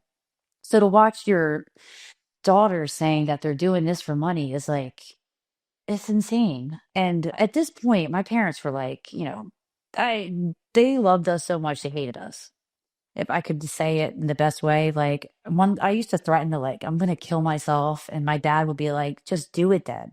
Which sounds insane to normal people, but to drug addicts, I get it. My dad couldn't take it anymore. He couldn't stand to see me like this anymore. It would be easier if I was dead. It would be easier if I was not there yelling at everybody. So yeah. And another hard thing about going on national television and saying that like not only are you a drug addict, but like you're involved in sex work is that I had a kid that one day would see this. So I had all these thoughts going through my head, like, oh my God, and then I have Dr. Phil yelling at me, and yelling at my parents. That pissed me off even more because I'm like, they are just doing the best they can to get by. And this is our fault. Like, yell at us. No, they definitely painted you out to be the bad guy, which I think was unfair. Your sister thought was unfair. And I remember him yelling at your dad, and he's like, why don't you grow a pair, dad? And then he's yelling at you guys, where he's like, you're doing drugs on my streets, driving around, threatening my grandkids. Amanda's depiction of that is hilarious. That's where I got all that. She's like, you're driving on my streets with my grandkids. So he's screaming at you guys. You're just taking it in. And then how do you feel at the very end when he says, we're going to send all three of you to treatment? I was so sad, honestly. I don't know. In my mind, I just didn't want to be separated from my sisters. So it was just like, it was hard to be like, well, and you're going to three different rehab facilities. And they had all of the owners of the treatment facilities there. So there's this guy that owned the rehab that I went to, and he relapsed a lot. Okay. Which, I mean, I feel like it's pretty common. So, but he did, and he wouldn't shut up. He wouldn't stop talking. So I remember looking at my sisters and be like, I have to go with this guy. Like, you won't shut the hell up. Where was your rehab that you went to? In Texas, South Padre Island is called Origins. Okay. You leave from the show right then and go to rehab. With a nurse. They told me Amanda and Tiffany had to stay in California, and I was like, cool, whatever. And they made me get on a plane with a nurse. He was feeding me Ativan the whole time. And I went to an island in Texas, and I didn't even know there was an island in Texas. I And didn't then, either. So you just told yeah, me. Yeah. it was crazy. And I was so messed up on the Ativan. I was calling my ex, and I'm like, like, I'm sorry. Just, like just the Xanax thing. And I was out there. So, and I remember I ate $19 worth of frozen yogurt. $19 worth of frozen yogurt with this nurse. And so they take me there. I get there, detox and like super hardcore. I didn't know this, I guess, but like I had this reputation of being like a runner, I guess. So they just like, everybody treated me real weird at first because they were like afraid that like, what's she gonna do, So I guess like their perception of me was like based off of what they were told, and I actually was just really sick and just like wanted to just like I didn't want to live anymore. When I woke up, I remember driving from the airport and there's this long bridge that takes you into South Padre Island, and they're taking me to this rehab, and I remember like, okay, there's nowhere I can go because this is the only bridge to get off this damn island. And I woke up in this bed in South Padre Island, and it's rehab, and I'm like, I looked at the closet and I'm like, if I could get up to hang myself right now, I would. I would absolutely do that. I am so sick. And I just went on national television and said all this. And it was just, I mean, it was a lot to process. And all I kept thinking about was my daughter. I'm like, one day she's going to see this and I'm gone. What now? Like I'm just not there anymore. And this is like, it was never a part of the plan. I just never thought that I would turn out like that. I just never thought that I would not be a good mom. Yeah. So obviously she now has seen it, right? Yeah, she has seen it. And we'll pick back up with rehab and all that. But what has the conversation been with her about it? What are her thoughts about that show? And So when my daughter was, I think, 11, she called me and she wouldn't stop calling me. And at the time, I was a restaurant manager and it was 8 o'clock in the morning. She wouldn't stop calling me. And I finally answer it. And I'm like, yo, what's up? Like, I'm at work. And she's like, you weren't going to tell me you were on Dr. Phil? And I'm like, oh my God. This is not something that an 11-year-old needs to see, first of all.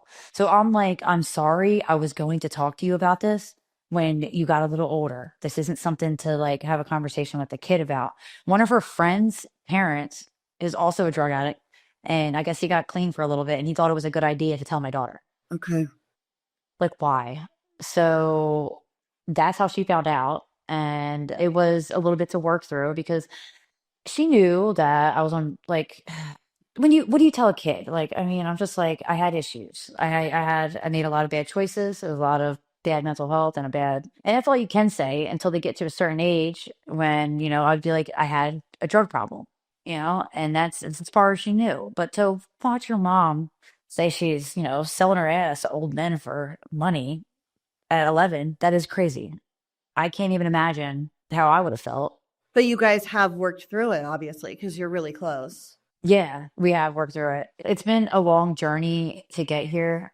I actually had a really bad relapse like 4 years ago, and I went on a meth bender. So that was crazy. And I would say since that happened, though, I have been, actually like working on my mental health and a lot better. So in the last 3 years, my oldest daughter's like, she told me, it was about 3 years ago, she's like, this is the best I've ever seen you. Oh, okay. And I remember like I started like tearing up a little bit because it's the best that she's ever seen me. Well, maybe she could even watch this too, because it's really clear throughout this entire interview how much you love her, how much of a struggle this has been. And I've interviewed so many parents that lost custody at some point, and sometimes they get it back and sometimes they don't. And it is never an easy decision. It's always the worst thing that ever happened to them. And they spend the rest of their lives trying to atone for that. It happens in addiction. It just does. And you can feel how much guilt you have carried, how much you love her, and how hard you have worked to become like the woman sitting in front of me right now. I mean, it's clear. So you stay in the rehab for 30 days. No, I was in there for 90. Oh, good. Okay. It was a little bit Yeah. longer. I Okay. was in rehab for 90 days. And then I did transitional living for 2 months. And then I went to sober living. And you've been in Texas ever since? Yeah. Oh, okay. That's how you got there. Okay. Yeah. And I was in sober living I picked up my year sober in sober living. Oh, wow. Okay. I'm glad they gave you long-term options. Amanda said that too, that you and her got long-term options, but Tiffany didn't. And that really makes a big difference when you're that deep in it, like you were, like I was. Long-term treatment is really the only way forward. I interviewed somebody recently who was saying that he was like homeless on Skid Row. And I said, what do you even do when you're at that point? And he said, you need long-term treatment. You need 6-9 months treatment. 28 days is probably not going to cut it when you're that deep in it. And that should have been so obvious to me. But when he said that just a few months ago, I got 10 years sober now. I was like, God, he's right. My last rehab was super long. I think that's probably why, you know what I mean? Be transparent, I wish that I would have gotten put away for like 2 years at a treatment center. I was so unwell. And that's why I always like focus on mental health. I've always been extremely like mentally ill, I guess you'd say. I've always been anxious, self-conscious. I freaked out a lot. I was full of like these like rage moments. And then I went to rehab for 90 days. And then with the 2 months after that, the transitional living, I got my phone back, which is crazy. It's bananas to get your phone back after an event like going on Dr. Phil in a small town, And then like, I can't even imagine. oh my God. And mostly it was support, honestly. But I had like some people that I knew that were like said mean things and then like mean comments on stuff. And I'm just like, what is wrong with you people? Like, do you not see how sad this was? It's Totally. I know. terrible. No, I know. what I also really want to ask about is because you've mentioned mental health a lot. And I know that you haven't stayed consecutive sober since that time. What does the 10 years look like? And how have you addressed your mental health? Like, what have you been doing for the past 10 years in terms of work? I know you're married now. Like, what has your life and journey looked like since then? Okay, so once I got to Texas, I don't know, I probably have what 6 months clean, 6 months I think, and I had my phone back for like 2 months. So I'm trying to like readjust. I'm trying to have my parents actually sent me an iPhone because to FaceTime my daughter. Oh, right. Okay. So I'm very thankful for that. And when I was in rehab, I had nothing, and my parents weren't helping me other than that. My ex actually bought me my contacts. So like I begged him, I was like, please send me my contacts. So I'm there in Texas. When I get out of rehab, I meet this guy. Okay. I make best friends with this wonderful gay man who I'm still best friends with. And he introduced me to his good friend. And I'm like, who is that? Because he had nice sneakers. Okay. And that was like everybody in Texas had like more boots or like not like Jordans, you know? So, and that's how I met my partner now. Oh, y'all are still together. Yeah, we're still Oh my together. God, that's crazy. Okay. Okay. Yeah. So we've been together, it's been 10 years in January. Wow. Okay.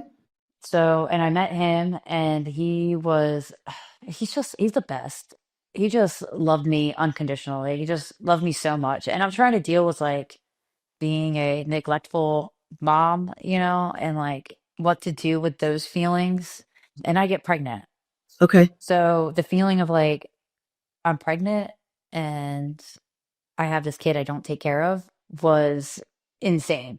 And that was really hard for me to, process through because I'm like, and I knew in my gut, I'm like, I can't go home. Home's not home anymore. I'm doing well here. Why would I go home? Like, but then I have this kid where I'm like, all I want to do is be a mom to my kid. Extremely conflicting. And I struggle with that a lot. And I would love to say that I had this like happy pregnancy and I was just like so excited to have a baby. I struggle with it. I struggled with it a lot. And postpartum was really bad. Hormones will mess any woman up. And I had a really hard time with that. When I got out of treatment, I was very involved in AA. And the town that I live in now, is extremely like there's a bunch of rehab facilities around and very big book oriented. So like anything that I do, I work the program addictively. It was like I shoved a big book up my ass and it was insane. Okay. And I had 12 sponsees. Okay. At one point, 12 sponsees. And I was like the AA queen. Okay. And I remember I had a sponsor and I had this other woman taking me through the work. I called the other woman taking me through the work and I'm like, I have to get rid of some of these sponsees. I can't do this. I work a full-time job. I have this relationship. I'm trying to maintain friendships. Like, I'm going insane. And I was actually really mentally like, it was just as bad as when I was shooting heroin, but like now I'm not on drugs. I totally understand that. It was insane. And she told me, she's like, you can't fire anybody. And I'm like, well, you know what I'm going to do? And I went and I smoked weed and I called every single one of them and I said, I'm out. Oh no. Oh. Yes. And if it wouldn't tell you what kind of sick program I was working, three of them cried, okay? Because they were like devastated. Like I wasn't going to be around to tell them what to do anymore. It was fucking crazy. It's definitely like oldest child syndrome. So once I got out of the program, I found out I was pregnant about 2 months later. I had gotten engaged. Smoked weed, find out I'm pregnant. And I'm like, what the hell just happened? And so fast forward through like all this stuff after I had my daughter, I struggled with postpartum. I started having like a lot of weird memories from childhood, and then a lot of it's just like brings up a lot of like weird feelings, like mom feelings. So I was struggling and I remember I would like take painkillers sometimes. And then I like went to this kratom, thing. I was always mentally unwell, but just like not really willing to do anything about it. And I would try to go back into AA, but I never got that same feeling again. Like that feeling of like euphoria the first time that I had AA and it like I felt good. I never got that again. And I'm like, it's a small town shit. I'm like, I'm just not, this isn't working for me. Like this isn't doing it anymore. So I would just do this like revolving door thing constantly. I would never get strung out, but I like would be like, I need to get sober. It was weird. So my daughter was about 5. She's 8 now. It's four and a half. This is around COVID. I had started taking Adderall sometimes, and it was like during the kratom thing, and I got prescribed Adderall. I'm ADHD, who isn't, like it's all over the place. So I got prescribed Adderall, and then it's just almost like the drugs find you when you're looking for them. So I was a kitchen manager at the time, and I had gotten this cook, and he's like, I got Adderall. So then he started getting me Adderall. And then all of a sudden we're getting them in the mail and we're getting like hundreds of Adderall, but then the Adderall goes away. And I'm sitting there and this is like, I like take care of people. I'm letting this guy stay at my house from that I known from the program, but I also worked with him and he was younger than me. He was like 10 years younger than me. And he randomly like, do you want to smoke some meth? And I don't know what happened, but I was like, yeah, sure. And that's all it took, like I was with the Adderall thing, I was working really long hours at work. I was probably working about like, I don't know, 60 hours a week through COVID. I had to fire like or let go of most of my staff. And then it was just me. That's when the Adderall thing started, is I was working a lot of hours and everything else kind of went to shit. Like it was just work focus. And then when we started smoking meth that one random night where it was like, and I had found myself, I went to work the next morning because I ate mushrooms and I smoked meth. I went to work the next morning and I told everybody that I ate mushrooms and smoked meth and fuck this place. How insane is that? The I was a staff, manager. the people that Yeah, worked a for lot of you, them. Yeah, a lot of them. And nothing ever really came of that. you didn't get fired or anything? No. Okay, all right, okay. So what happened with that job was that there's this other manager there and he didn't really like me. He was newer. So he had put a complaint in with HR. And so they opened an investigation on me. And I was like, hell no. Like I'm not partying with the staff. And everybody, they called a bunch of people and everybody's like, no, we don't even know her like that. And I had gotten a few of my friends' jobs because I'm in a small town. So, like, they knew that they were my friends when I hired them. They opened an investigation. It was like a week later, they called me back and I wouldn't answer the phone. I was done with that place, anyways. So then I answered the phone one day and they started talking to me and they said they want to transfer me to another location. And I'm like, how am I not fired right now? I'm literally on the phone with them. Like, how are you guys not firing me? Like, this is insane. They paid me like a severance pay and I quit. So now I had to find a new job. This is when things get insane because I get strung out on meth. We're smoking meth. We're just doing yard work on paint shit. You get all artsy. Meth, I did that one stint with Coke when I was younger, but like I stopped. I was like, this isn't for me. The meth thing was insane. And I was so afraid of shooting heroin. I'm like, I'm never going to do that again. So I was just like a superhuman freak and I was doing all sorts of activities just everywhere around the world, yelling at anybody who wanted it. It just makes it, I mean, I had this like rage inside of me. I go from like normal to like rage. So, but then my husband started shooting heroin because now we're on meth. But I'm like, no, no, no, we can't be doing that. We already have enough issues with the meth. We don't need to bring heroin in the picture. You could believe it. I did not shoot heroin. Wow. Okay. Yeah, I totally I believe you, actually. Yeah. Yeah, I was so afraid of heroin that I'm like, I don't want to do that. I don't want to do that. But then I did. Once I caught him shooting heroin, I was like, well, I'm going to start shooting meth to show you. And I did. And it was insane. I That's will a say, different ball yeah, game. it was crazy. It's just a bunch of people that are awake all the time, always up to activities. It was the most insane. And I had all the consequences that I had had in 10 years of shooting heroin, or however long that was, in 6 months of doing meth. I had CPS. I almost lost custody of my daughter. Like I said, I had lost my job. Well, I mean, I say I got quit because I quit, but I should have got But you fired, you lost your honestly. job. Yeah, you lost your job as a result of the chaos of addiction. You chose to leave, but it was related to your addiction. Yeah. Everybody in the family was mad at me. I remember my dad FaceTimed me and I was like, oh shit, like this is going down right now. And my dad was like, you look like shit because I had picked at my face real bad. And I'm like, I don't even know what you're talking about. I'm fine. And Amanda called me and she's like, you're going to rehab. And I was like, fuck you. I'm not going anywhere. It was, my God, my in laws, God bless their soul, like they're just like, me and my family, we're just like, we're going to kill each other, and we're going to get through this together.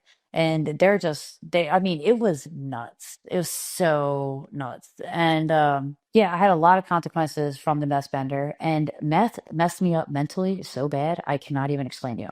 Meth did a different kind of thing to my brain. And I remember I was driving to work one day and I was like, I called my best friend and I said, I gotta go to rehab. And she's like, oh, thank God, you know? So I was dealing with CPS and she had taken custody of my daughter so that I could go to rehab. And we told my littlest one that we were going to Beach Island School. So I told her. I don't, she was like 4.5. I didn't even know what to tell her. And then my oldest, I didn't tell her. I tried to work myself up to it every day for the week before I went to rehab, and I just couldn't do it. So she found out while I was already in there. And then I FaceTimed her from rehab, and she was like, how could you do this to me again? You know? And all I could think to say was, I just promise you that I'll never give up. And that stands true. Like, I'll never give up, you know? I'm sorry that I did this. And I hate that I did this to you and your sister, but I'll never give up. And yeah, so once I got out of rehab, that's when shit got real because I've never went to rehab and then never like went to sober living. I just got plopped right back into real life. I had to go back to work. I had to go back to being a mom. I had a mortgage to pay. I had things to do. And it was so bad. I was having panic attacks constantly for like a year. I worked with my little sister at the time. God bless her because she really walked me through a lot of it because I was insane. I was actually like, I would go from just like normal to freaking the hell out in like 5 seconds. And the only way I can describe it is meth gave me so much anxiety. So I would just, yeah, I was not, I was unwell for about a year. And then remember that friend that I talked about that took custody of my daughter? She lived down the street from me. I texted her and I said, hey, it's been a year since I called you and said I need to go to rehab. And I love you so much. And she's like, I'm so proud of you, dude. It's like all this stuff. The next day, I get a phone call from her boyfriend and he's like, can you take Treyasha to the emergency room? And I was like, yeah, sure. It didn't sound urgent. I was like, I'll be there in 10 minutes. You know, I'm just finishing up the sandwich.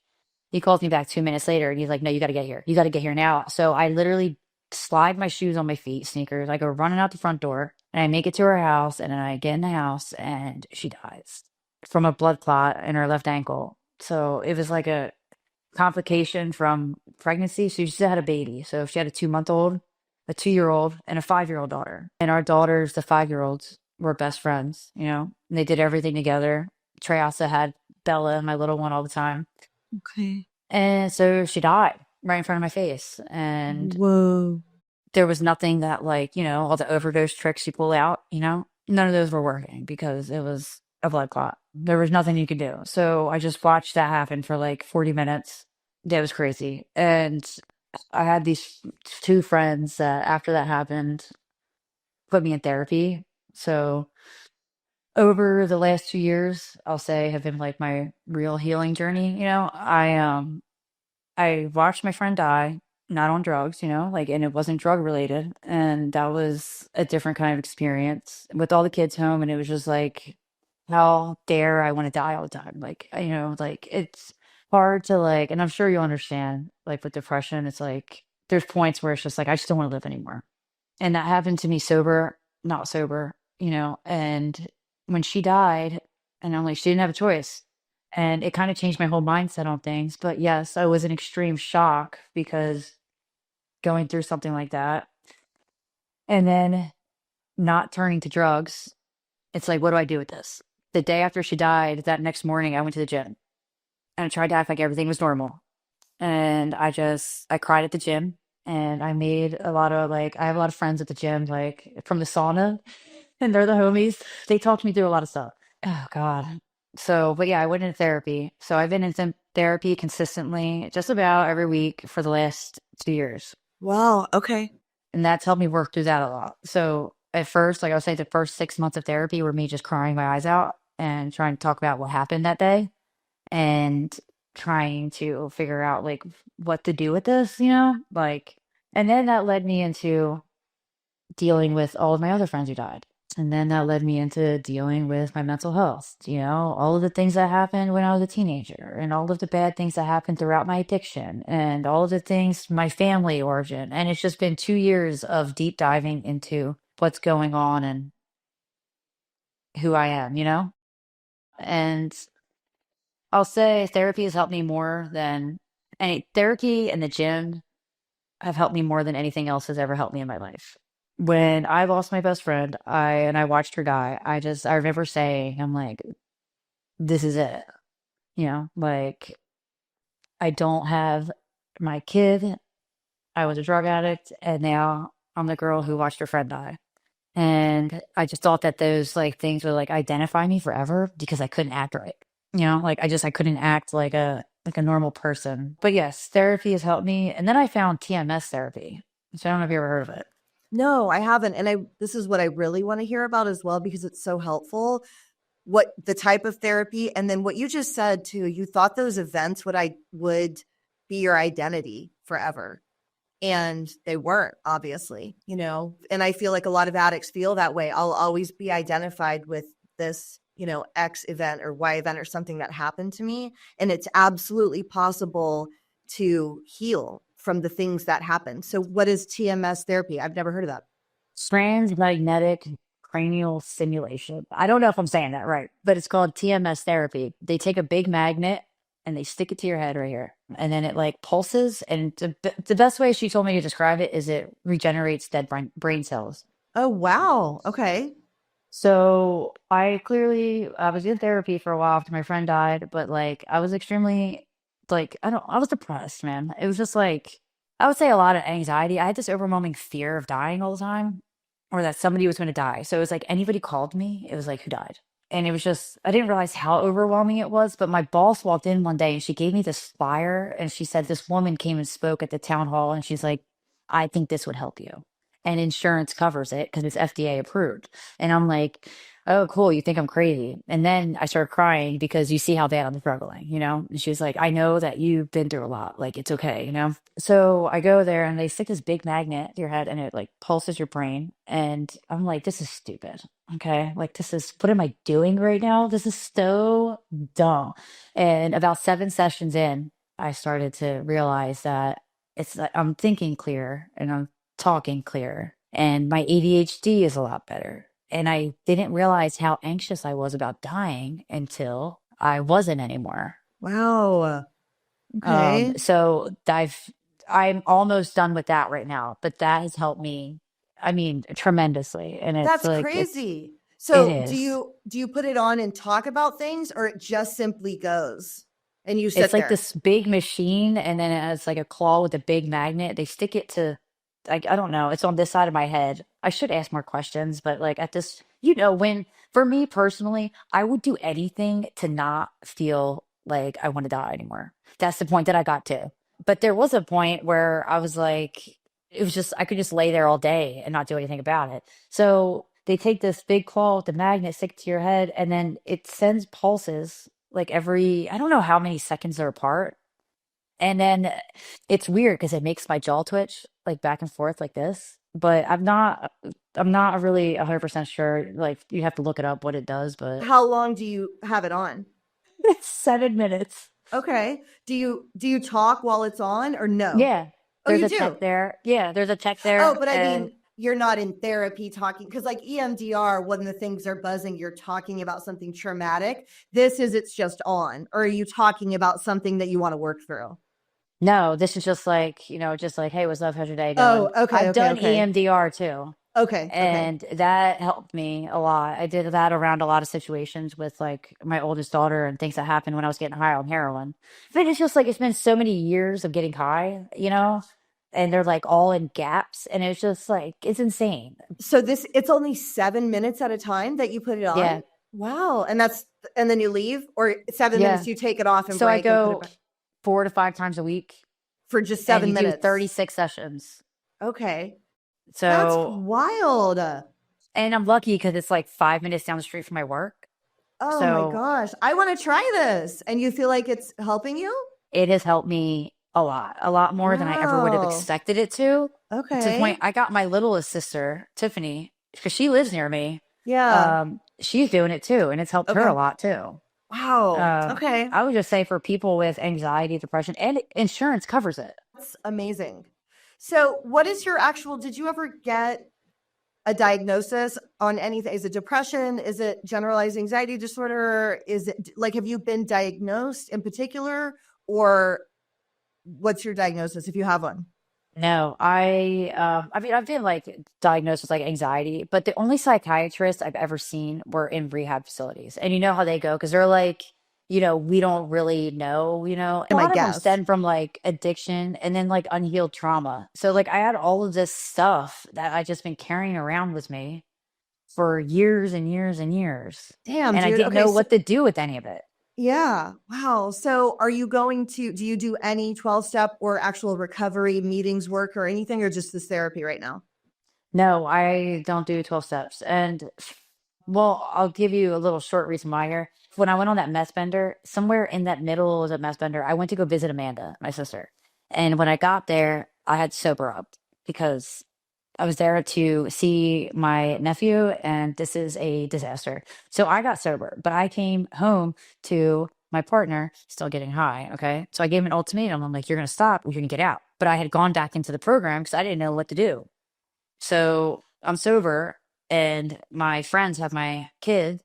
They have Bella, my little one, and they're watching her because I'm at work with Dylan. He's detoxing, and they called CPS on me. So that's why I had CPS involved. So I was like, oh, okay. Like, so after that happened, I went nuts, and That I'm was like, okay, your friends from 12-step? yeah. And we're friends now. Okay. But when they called on me, I'm like, guys, I'm sober. And this is all because I what kicked Dylan out of the house, right? Because you said so. He's a good guy. Anybody who knows my partner, he's like the best. And I'm like, he messed up. I'm gonna give him a chance to get his shit together before I'm like, get out. So, and I remember my friend looked at me and she's like, I didn't know it was gonna be this serious. And I'm like, what do you mean? You called CBS on me. It's very serious. It is so serious. And then I dealt with them for like a year. My CPS story is insane alone to begin with, which I'm not going to get into it because I'll take up another hour of your time. But yes, CPS is wild. So then I also, through therapy, have had to deal with that, of dealing with like my best friend died. I lost every friend I had in a year from my relapse and then my one support system, and we like raised our kids together. She's my best friend in the whole entire world, and just she goes and dies right in front of me. And I'm like, what? What's crazy too? She texted me 10 minutes before she died and said, I love you. And I'm like, it's crazy. It's like, it was weird. And I lost a friend 3 weeks prior to that, 3 weeks before, from an overdose. So yeah, it was just like a nutso year. And I just like didn't, I had my things with the program. It took me a lot of therapy to work through the fact that the program as a whole is not, it's, the people, and remember I said my friends put me in therapy. Okay. The friends that put me in therapy are the same ones who called CPS on me. So So it's like, so good and bad, I guess. Yeah, so, yeah. No, and yeah. 12-step, listen, and that's why I asked. 12-step isn't for everyone. What works for you is what works for you. And when I started the show, I was very like 12-step only. I just didn't know any better. And then I've met so many people that do it other ways. And I think that all that matters is that you have a life that you enjoy living and that you're proud of. So, okay, last couple of things. Like, what does your life look like today? Obviously, Dylan is doing well. Your partner is doing better, I'm assuming, right? And what is your family like? And what is your relationship like with your 16-year-old? Just like bring us up to date. So after I went on that mess bender, everybody was very mad at me for a little bit. Tiffany lived here at the time, and Tiffany was probably my biggest support system through that whole situation. She had to deal with it firsthand. And I don't know how she did it because I tried to fist fight her a lot, So then everybody was mad at me. There's no other way to put it. And I had to sit there and just be like, I mean, I deserve this. That was a year long thing. It was kind of like everybody was talking to me, but they were like really pissed off at me, and it was like the underlying, I could tell. So now, after we made it through that, it almost like brought us closer together, I guess. It just took some time. It had to be like not a lot of words. It was a lot of action this time on my end of like, this isn't, I don't want to be crazy anymore, guys. Like, I don't want to yell at you guys. I'm sorry. Like, please forgive me. And a lot of therapy and a lot of counseling because I was actually in counseling for a year before my friend died too. So a lot of counseling, a lot of therapy, a lot of like working on myself. I had no choice but to be alone with my own thoughts and just like deal with my shit because every friend I had was pissed off at me and all my family was mad at me. And so through that, now me, Amanda, and Tiffany are closer than ever. My parents are just happy that we're all alive, and that everybody's good. My in-laws they're amazing people and they're super supportive. Everybody is just like, it's almost like we're communicating better, closer. And then my oldest daughter, she's going to be 16 in April. And she is just, I don't know, she's starting to talk to me about like, just like normal life things. And it's weird because she's just like not mad at me. And I remember being in therapy, talking to my therapist, like, why is she like not mad at me right now? Like me as a teenager, I want to cuss my mom out. It was me putting a lot of like how I feel about myself and how other people should feel about me and how they should treat me. But dude, she's cool. Like me and my daughter, we laugh and she's just like, oh my God, mom, because I'm always going to be like pretty dark and inappropriate. Does she live in New Jersey? Yeah, she lives in New Jersey. Oh, she's lived with her dad this whole time. Yeah, I go home and then she comes to visit and then we like go to California like together, we meet up. So I see her quite a bit throughout the year. Not as much as I would like to, but yeah. So and we just did like a family trip in July. So we're trying to like do something where we all get together at least once a year, like everybody in the whole family. And then my partner is doing like, I mean, he's the best. He's doing great. I don't understand him. Me, I'm starting to figure out that I need community. I don't know what that looks like. Okay. But like for me personally, I've been like isolating for the last few years and just focusing on myself. And that has done me wonders, absolute wonders. I need community. He's just like, he's chilling by himself. He's like, I'm cool. He doesn't got to talk about anything that happened. He's fine. Like, I asked him, I was like, is there anything you want me to ease off of? And he's like, I'm not going to watch it, so I don't care. Right. Okay. So do you work right now? Where do you work? Yes, I do accounts payable for a hospitality group during the week. That's kind of funny seeing like, my past and all that.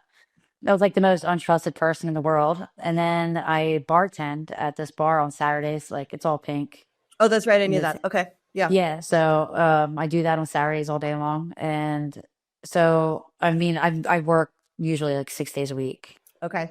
And last question, mental health practices. Do you do anything? So I know you've got the TMS and sounds like talk therapy. Do you do like meditation or like I do it journaling? all. Okay, I tell me, do. walk me through a day of, if you have time to do everything that you want to do mental health wise, what does a day look like for you, your routine? So I, over the last few years, have ventured into anything that I think that would help me. So my schedule never looks the same. I try to go to the gym at least 4 times a week. I try. The last 2 weeks have been a little messy because life happened. But I try to go to the gym at least 4 times a week. I pray every morning, every night. It's literally takes, and for me, I think the hard part is like, I just don't have time to do all these things. It takes me 5 seconds. It doesn't have to be some like scripted out thing. I pray. I meditate as much as I can. Meditation looks a little different, what my day looks like.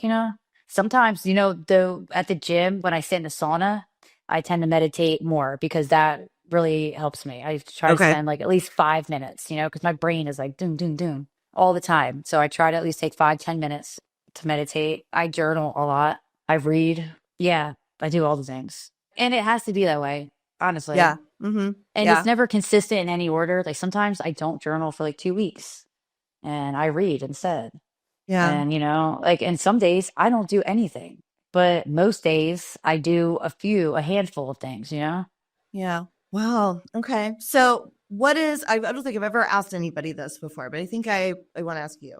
Yeah. When you look back at your life, what are you the proudest of? What is something that you've done that you're really proud of?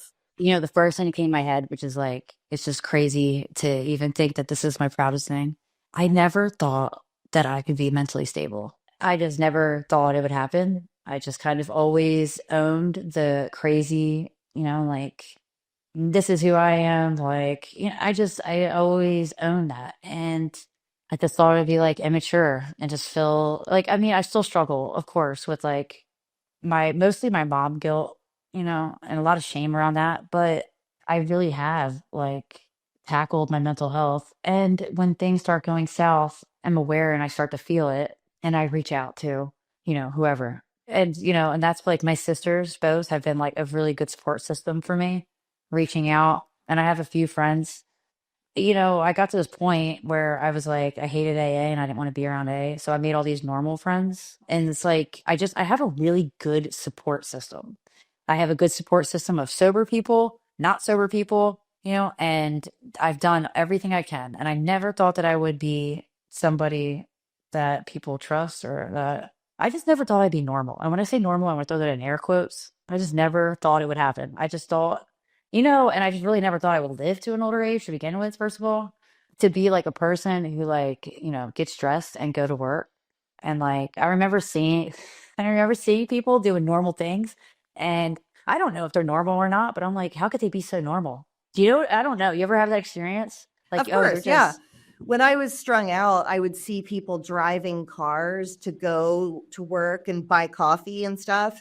And it just felt like I would never, because I had been like that. And it just felt like I would never be that person again. Like you were saying that, you think something is always going to be your identity. And I thought that I would never be anything other than a homeless heroin addict. It had fully become my identity. I totally know what you're talking about.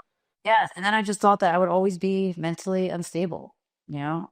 And it's hard because sometimes I'll gaslight myself into that I'm crazy, because that's just like it's hard to like go through a bunch of traumatic things and a lot of them were my fault. That even makes it even crazier. Totally. Yeah. Well, I love what you said to your daughter when she said, "How did you do this again?" And you said, "You know what? I'm sorry, but I can tell you that I'll never stop trying." And you didn't. And you're 38 and you never stopped trying.